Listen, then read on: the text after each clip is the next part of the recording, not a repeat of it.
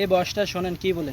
আপনার আল্লাহর কসম লাগে ভিডিওর কথাগুলো একটু শুনে যান, লাইক কমেন্ট কিচ্ছু লাগবে না, শুধু ভিডিওটা একটু শেয়ার করে অন্যজনকে দেখার সুযোগ করে দেন। শুনুন কি বলতাছে। নবী বলছেন, আল্লাহ আমার উম্মত যদি জাহান্নামে থাকে আমি কিন্তু জান্নাতে যাব না। আল্লাহ বলছেন আপনি না গেলে তো জান্নাত উদ্বোধনই হবে না। এবারে মামলা কি দাঁড়ালো?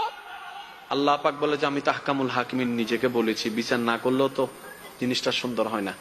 অনবী একটা কাজ করেন, ওয়ালা সৌফা ইউতিকা রাব্বুকা ফাতারদাত, আমি কাউকে বলি নাই, আপনাকে না বলেছি। ওমা আরসালনাকা ইল্লা রাহমাতাল লিল আলামিন, কারো সম্পর্কে নাজিল করি নাই, আপনাকে দিয়েছি। ওয়ালাল আখিরাতু খায়রুল লাকা মিনাল উলা, কাউকে বলি নাই, আপনাকে বলেছি।